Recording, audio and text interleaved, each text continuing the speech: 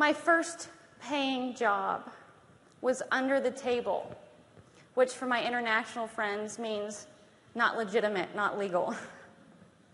I was a dishwasher at a local pub, and that job kept me out of the house for very long hours and around people, which I relished. And I had things all figured out. I was going to save my money. I was going to keep my eyes open for opportunities. That is, until my plans, like so many plans do, changed. I fell in love. Not so much with the boy, but with the idea. The idea that someone found me worthwhile, that someone wanted me, and in that moment, I finally understood my mother. I was 15, and I was pregnant. And over the next few months, as my belly swelled and the nerves of my employer rose, I was eventually fired. You know, I can still remember the agony in his face. He knew how important this job was to me.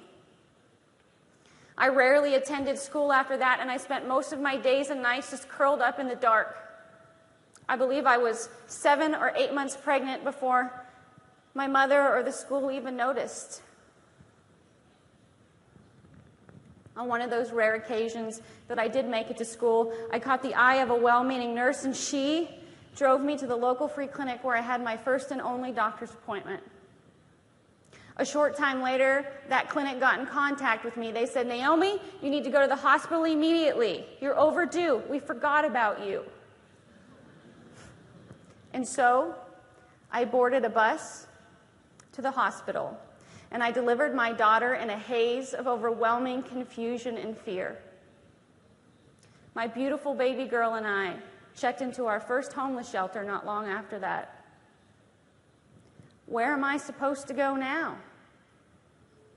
What am I supposed to do?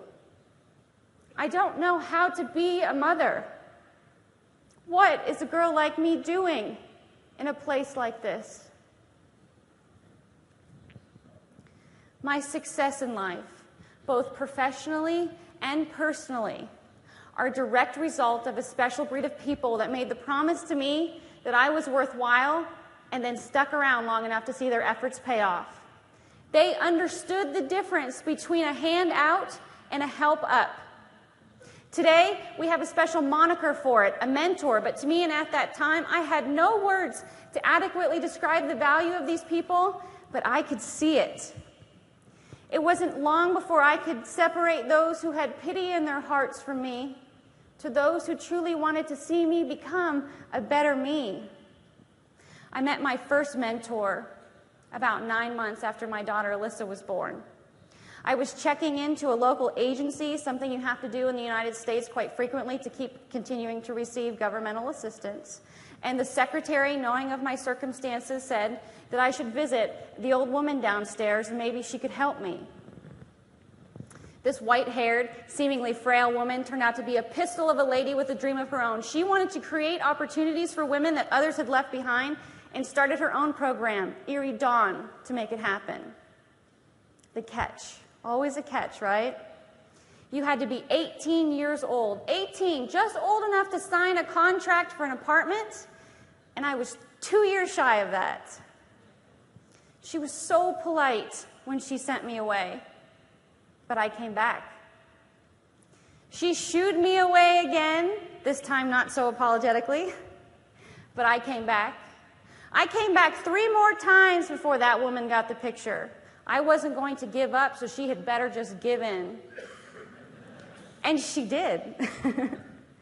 It was through her guidance, support, and unyielding expectations of me that I was able to find a permanent home for my little family, access to education, daycare for Alyssa, and a job, a legitimate job, she would say.